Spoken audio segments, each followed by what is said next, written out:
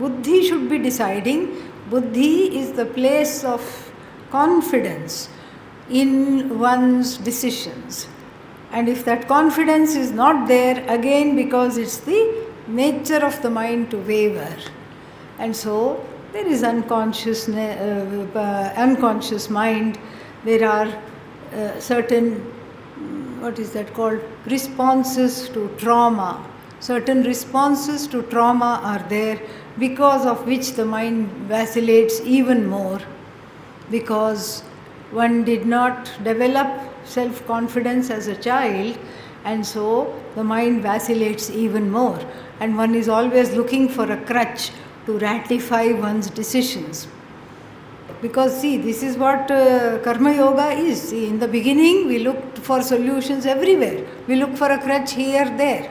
Then Bhagavad Gita introduces Karma Yoga. Karma Yoga is leaving people dependence and going to God dependence. And then Nididhyasana, Atma Jnana, Jnana Yoga is what?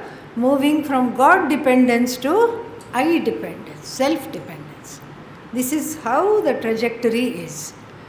But even if Karma Yoga is not in the picture, the mind will rebel. So first we make it Ishvaradhina, God dependent. We make the mind God dependent. We make it Adhina. Adhina means dependent, taking refuge in Bhagavan. And so you can easily tell Bhagavan, and this would be the truth. Who made the mind? You made the mind. Who made the mind in this manner? You made the mind. And so therefore what? You take care of it. And so like this, we have to work with the mind. And sometimes you have to outsmart it also. Like a mother tells the baby, look over there, what's there? And then the baby looks, and then some food goes in. This is how we have to also outsmart the mind. Nice question. Come. Why in meditation body becomes numb, especially the legs? Circulation, okay? Yeah, lack of circulation. If other parts become, if the mind becomes numb, see me after class. But body parts becoming numb is because you are holding them still so long. And so the legs will go to sleep. And so therefore you can shift a little bit. And that is only in the beginning. After a while, the legs don't go to sleep. Somehow, even with that constricted blood flow, they stay awake. But it's okay. So the body parts become numb. Hand you are keeping a certain way, legs you are keeping. It's natural, it's okay. It's part of the physiology where the blood flow is arrested by sitting in Sukhasana, Padmasana, etc. Why doesn't one remember anything from where they go when in deep meditation or deep sleep? Because the mind has withdrawn into a causal state. That is why. So in order to remember sleep, how long I slept, how I slept, that broadcasting medium must be there. One who watches the sleep is, of course, Alupta Drik, Atma. Sakshi is there. But that Sakshi, he doesn't have eyes. Sakshi doesn't have ears. Sakshi doesn't have a mouth to speak. Sakshi doesn't have a brain to register how many hours of sleep has taken place. So the Sakshi blesses the mind with all these functions, and then the mind is able to tell, to recount. But when one is asleep, what is asleep? Body is asleep. Sukshma Sharira is also sleeping. And so sleep happens, but there is no one to register. It's like a redwood tree falling in the forest. A tree falls in the forest, there is no one to register the sound. Its sleep is like that. Even though you make sound in the sleep, there is no one to register the sound in the sleep. That is why it is not there.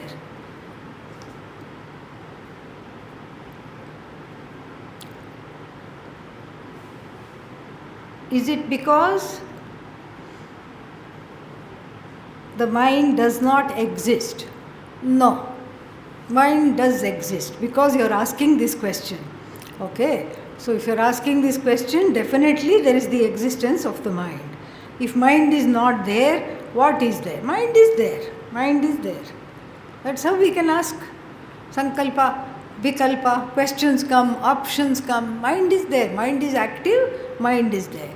And if mind is not there in sleep, that means where did it go? And how did it come back?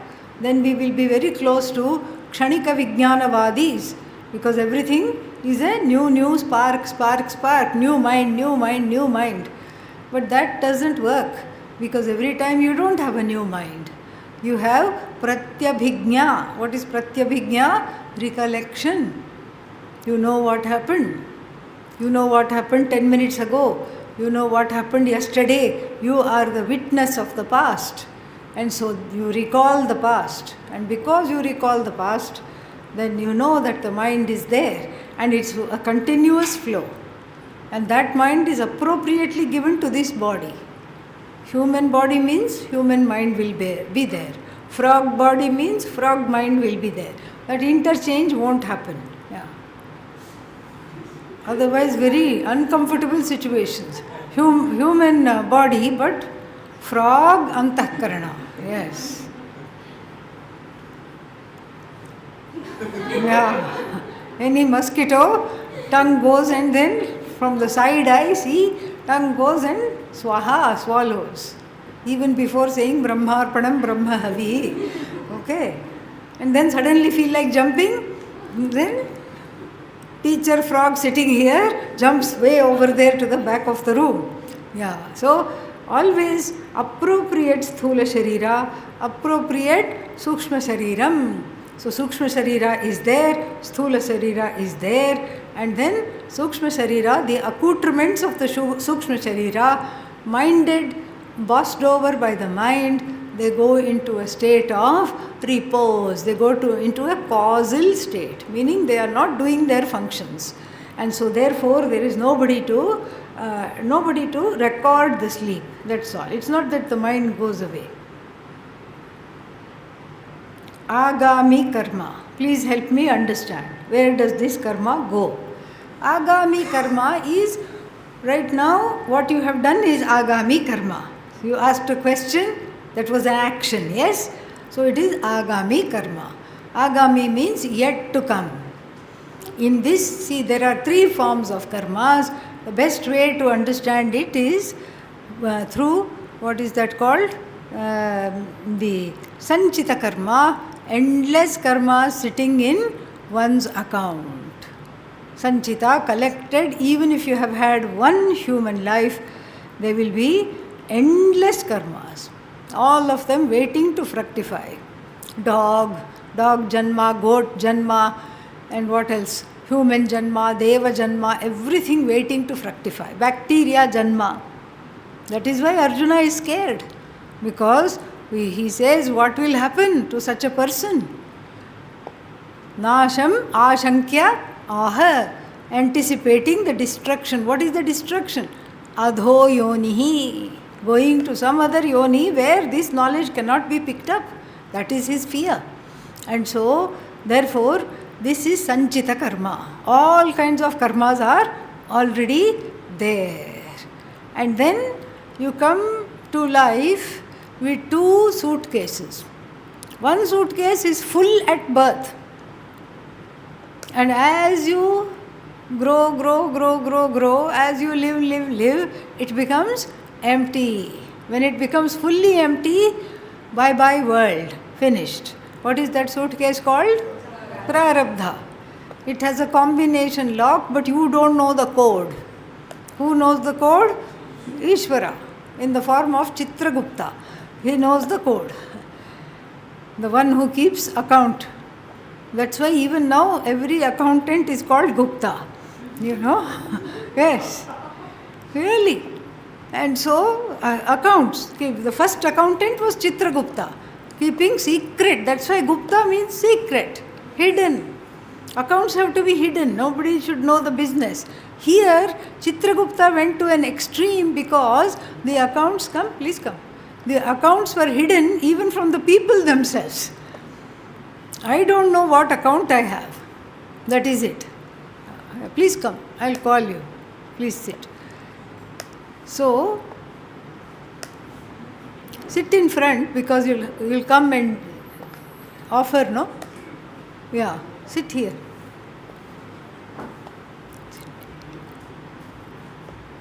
One more chair can be given.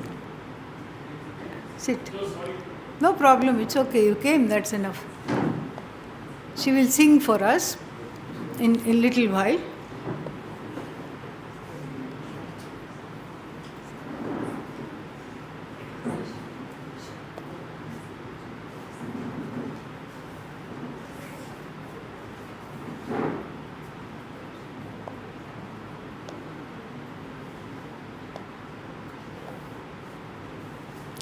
Then that is the full suitcase becoming empty at death, because all the karmas for this particular life has been exhausted.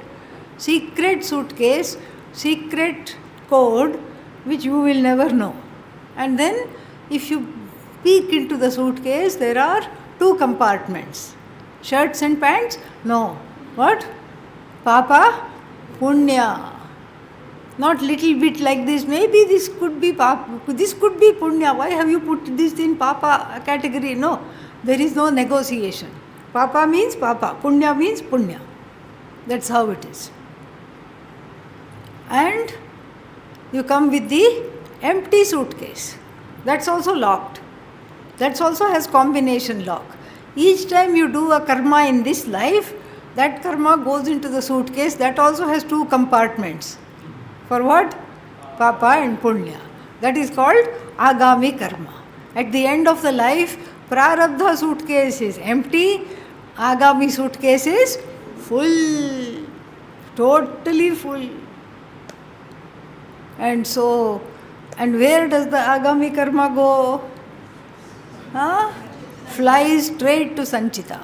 The suitcase is emptied there, recycled, and saddled on to another jiva that is going to take birth.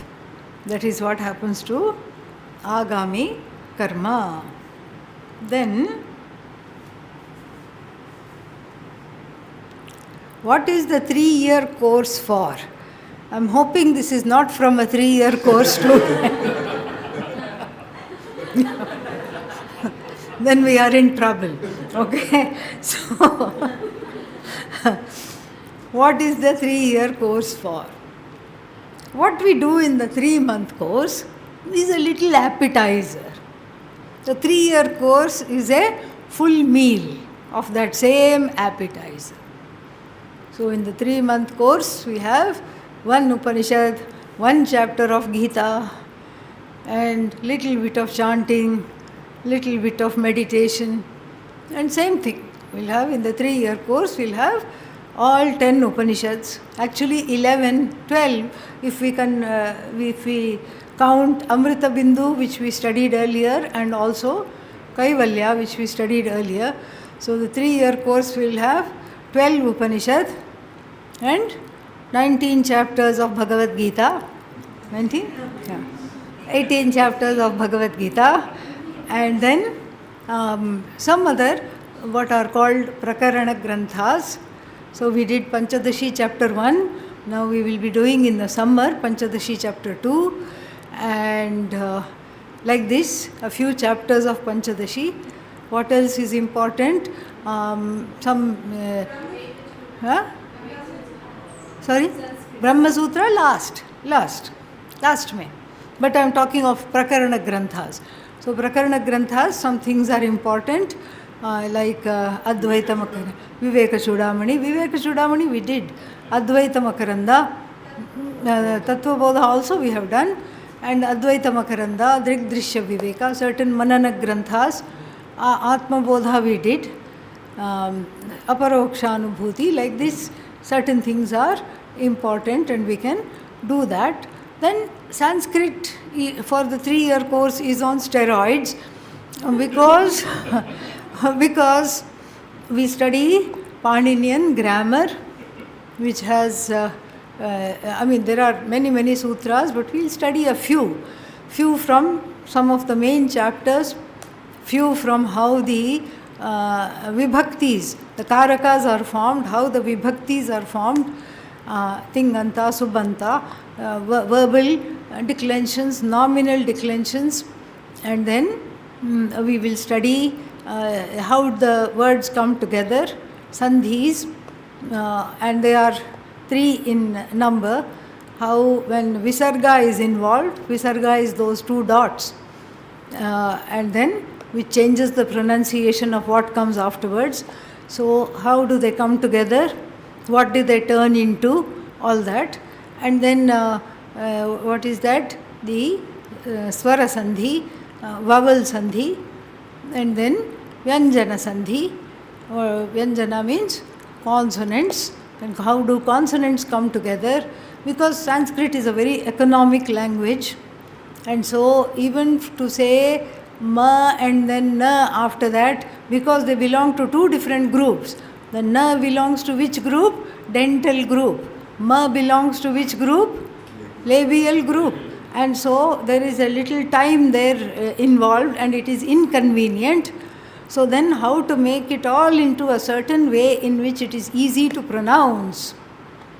So like this, so the ma is converted into anuswara. Mo anuswara, one sutra is there.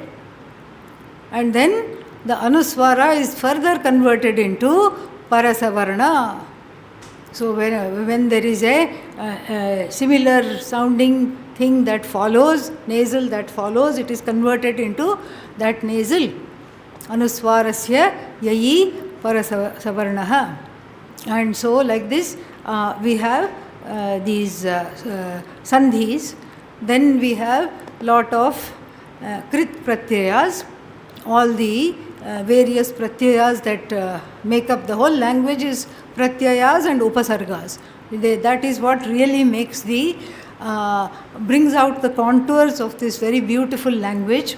And so we study these pratyayas, agent nouns, what makes something into an agent noun, what makes something into some other kind of noun, like a present continuous noun. All these things we study. And then finally there are, what else is there? Samasas are there, and then tadhitas and samasas are there. And tadhitas is how to make one noun out of another noun. And then samasas are what? Not the triangle shaped, not that.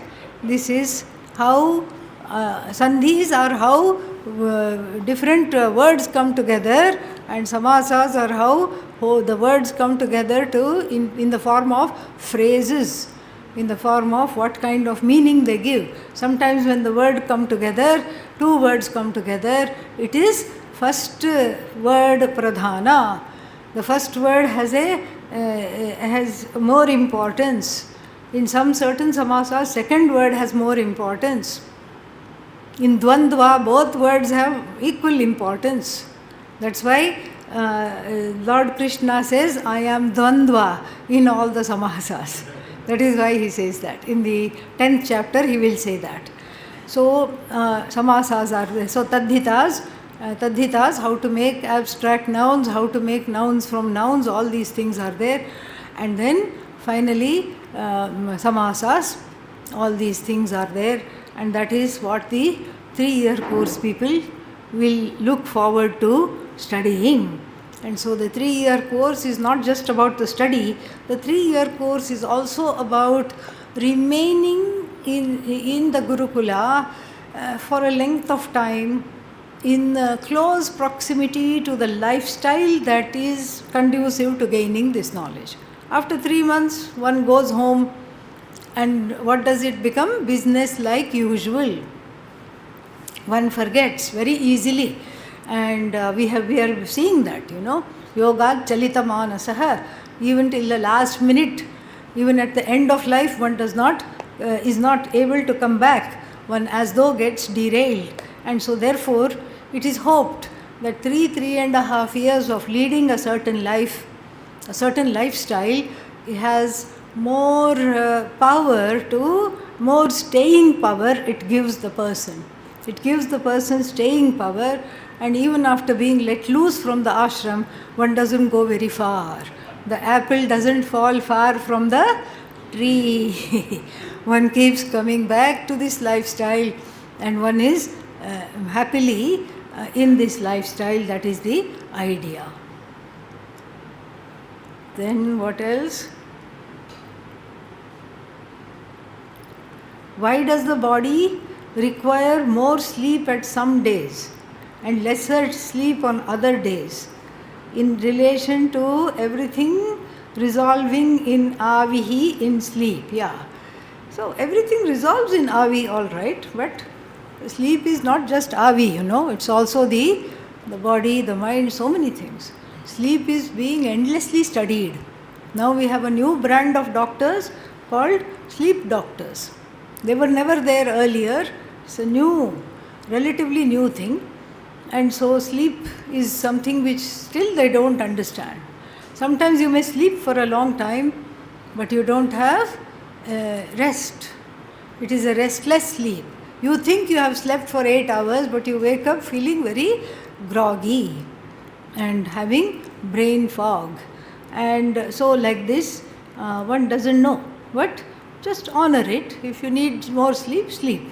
And if you go to sleep at a certain time every day, the cycle will get regulated.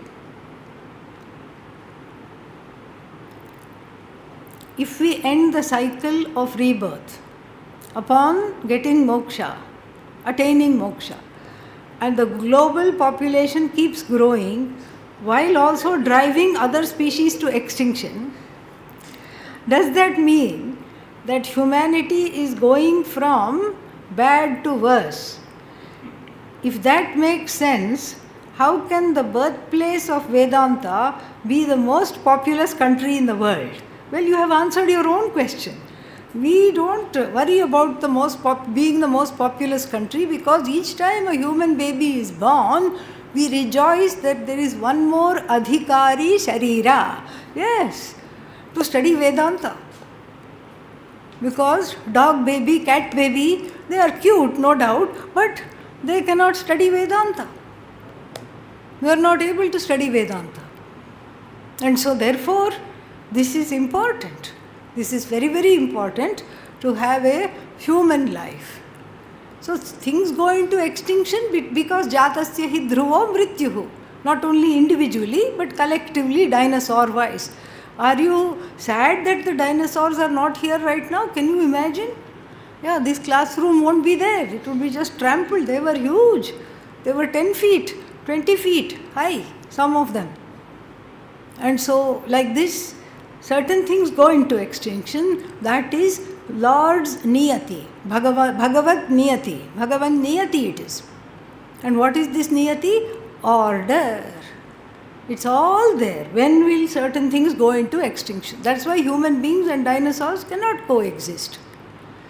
And so they had to go into extinction. Some other thing has to come. Something else, some later human beings will go into extinction. Something else will come. This is how the Jagat will continue. Now, if there is what we call overpopulation in politics, civics, etc., political science, that means for us, shastrically speaking, more potential adhikari shariras are there. That's why Vedanta thrives in the most populous country in the world. Another reason Vedanta thrives in the most populous country of the world is because there are other people to rub against you and give you what is that called? Chitta Shuddhi and Chitta Naishchalyam immediately. Imagine in the United States, you don't see people. You can go for 10 days without seeing a single soul. Nobody you will see. At least in the ashram there will be some people, but if you live in just a suburb somewhere, no one you will see. Forget talking to, there is no darshanam also. Forget Shravanam, forget talking, forget anything. There is no darshanam. There is no, people are not there. And then on top of that, they buy 1 acre property, land. And in that ting, one house. Yes, that's all. No neighbors. Neighbor will be 1 acre away. Yes, and his land will also be 1 acre. So 1.5 acres you have to walk to get to the nearest neighbor. That is how they live. And so nobody to challenge. They can, it is bhoga bhumi. Western countries are bhoga bhumis. Because what is nourished is raga dveshas. From age 2, the child will be asked by the mother, honey, what will you have for breakfast? The child doesn't even know how to say the word breakfast, but it is asked. It doesn't know. Pancakes, cereal, if you ask like that, it will say cereal. It will only say what came last. Okay, it doesn't know what it's saying. Then you say cereal or pancakes, it will say pancakes. Yeah, it doesn't know. The way we grew up, breakfast was for breakfast. If you didn't like it, you would certainly eat your lunch. That is how it was. Yeah, no choice. This is a no choice thali culture. You go and you restaurant, lunch time, what is served? Lunch. Breakfast time, what is served? Breakfast. That's all it is. And you can't say, one person, I had gone to some interfaith conference somewhere in Delhi, and this person from some place, Germany I think, he came and he said, I love the chutney. Can I have the chutney without the idlis? And that waiter did not know what to do. Yeah. How to bill it? Well, nothing, because for us everything goes together. This is what it is. You can't say, can I have chutney? Give me lots of chutney, don't give me idli. They don't understand, because everything goes together. And so thali culture means that from birth we are accustomed to managing the raga dveshas. We are, because there are lots of people, there will be always shortages. Shortage of electricity, for example, shortage of food, shortage of so many things. And so we learn to be mindful whether we like it or not. We learn to be mindful. Like there is somebody else also, they also need, you can't just go and hog everything. You have to make room for other person also. We are mindful. We may not be happily mindful, but we are, we may be saying, complainingly, but we are taught to be mindful. And then for anything, you have to have a rub with a few other people for whatever you want to get. Because everybody will have an opinion how you should live. Yes. And you say, what? This is my life? What? Why are you saying what I should do? But they will say, not only they will have an opinion, they will tell you also what is wrong with you and why you haven't succeeded in life up till now, and then how you can fix your life from now onward. It's not too late. Yeah. Ayatihi, all right. Shraddhayo petaha, all right. But yoga chalita manasa, let me fix you up. So like this, they will have an opinion. And then the beauty of your life becomes to not disregard the opinion, to take whatever you can, like the heavenly Hamsa, the celestial Hamsa, that siphons off the milk and leaves the water. It is the challenge of every Indian milkman, because the celestial Hamsa. And so like that we see, if there is a critique of me, in what ways can I fix myself up? But if I cannot fix myself up, let's say that I have a disability, because of that disability certain things happen, I cannot fix myself up, so I learn to live with that. I learn to accept that, live with that, and then disregard whatever is not to be taken. I disregard whatever is not to be taken. So what we call overpopulation is actually opportunities for emotional maturity, for self-growth. So that's why in India, Vedanta works. Vedanta definitely works in India. And so, but it's so far away from all the other people, etc. They come. So no problem that way. All right, yeah. Then, that is done.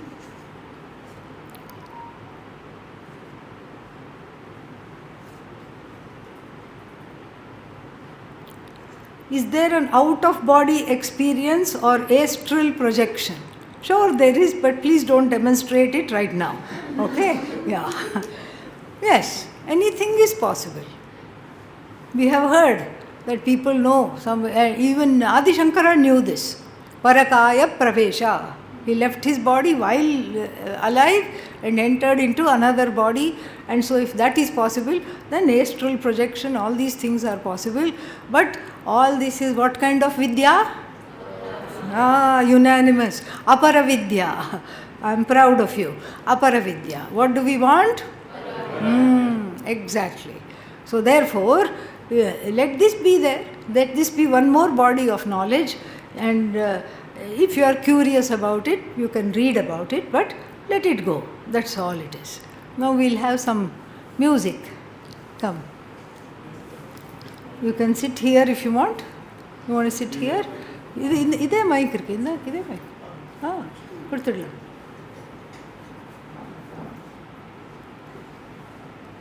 Introduce yourself.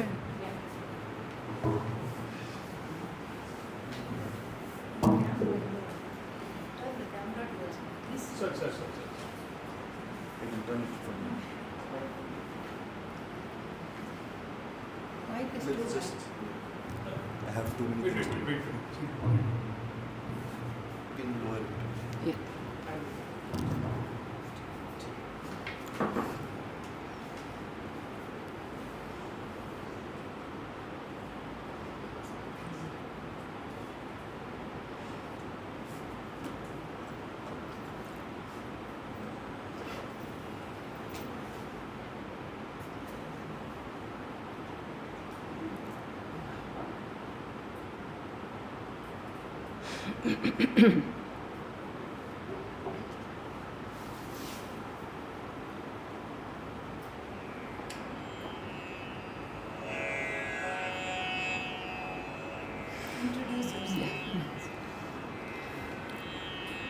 Namaskarams to all of you.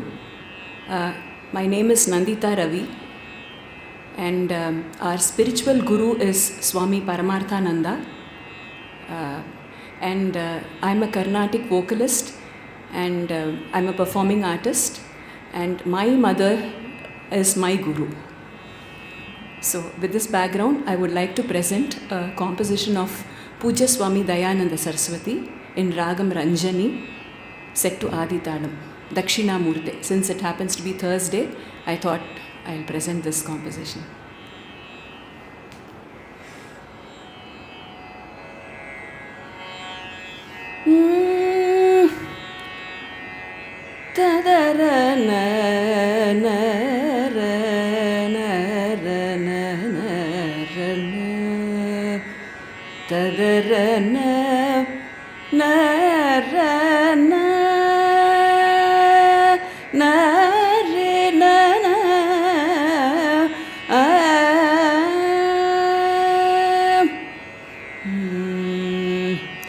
Dakshinamurte, Dakshinamurte, Amurte, Dakshinamurte, Amurte, Sanakadi Muni Jana Hrinmurte, Dakshinamurte, Amurte, Sanakadi Muni Jana Hrinmurte, Dakshinamurte, Amurte,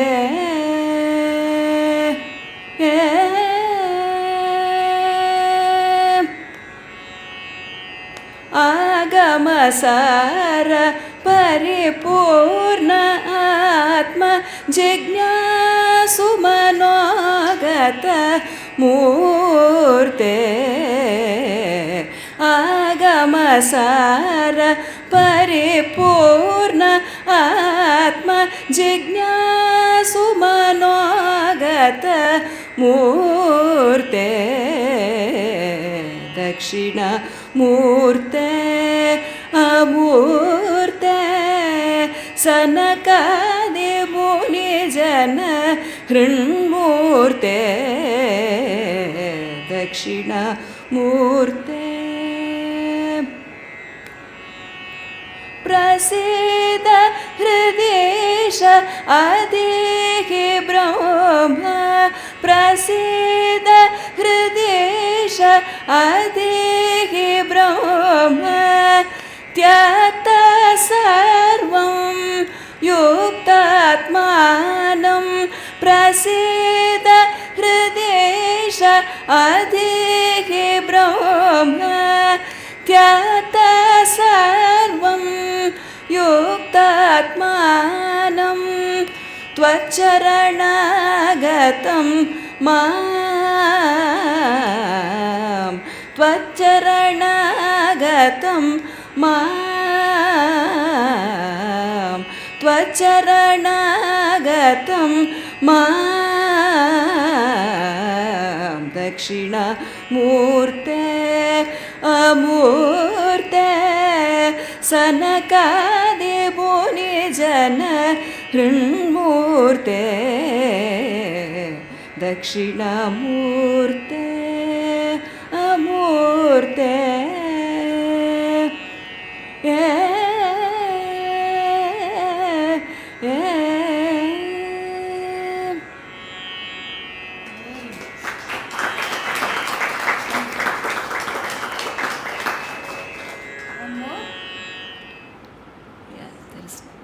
There is time. That's nice.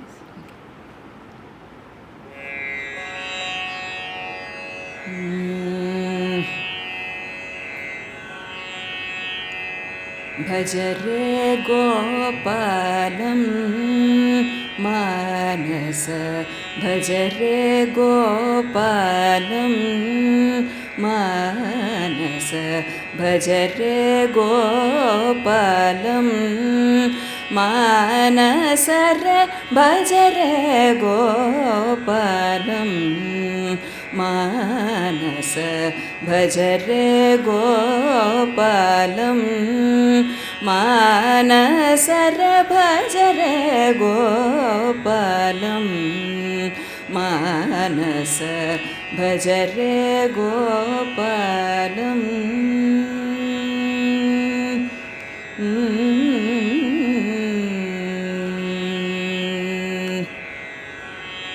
भज गोपालं भजित कुचेलो भज गोपालं भजित कुचेलो भज गोपालं भजित कुचेलो भज गोपालं भजित कुचेलो त्रिजगन्मूलं दितिसूतकालं त्रिजगन्मूलं दितिसूतकालं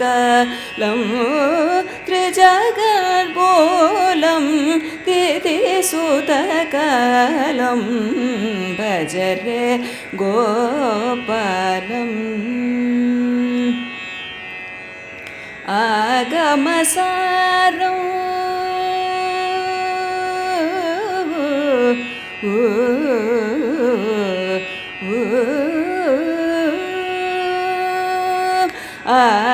आगमसारं योगविचारं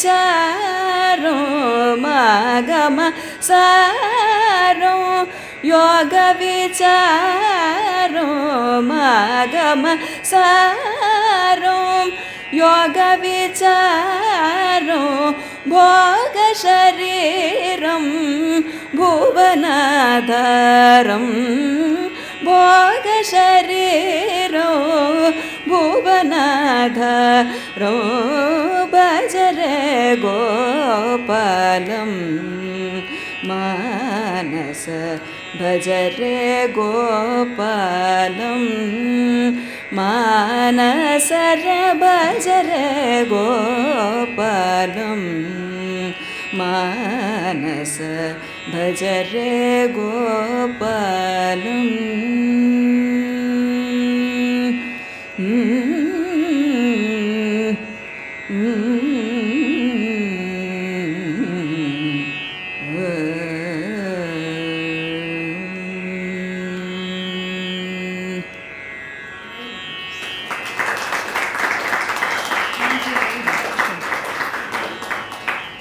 Thank you so much. Thank you very, very much.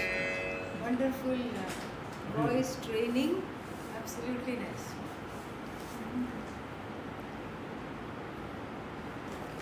Thank you, Swami.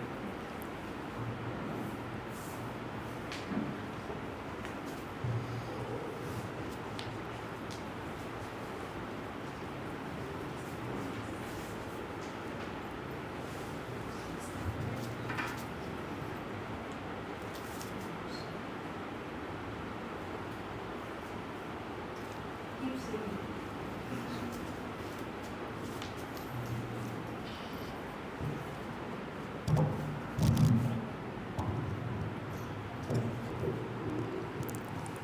ॐ पूर्णमदः पूर्णमिदं पूर्णात् पूर्णमुदच्यते पूर्णस्य पूर्णमादाय पूर्णमेवावशिष्यते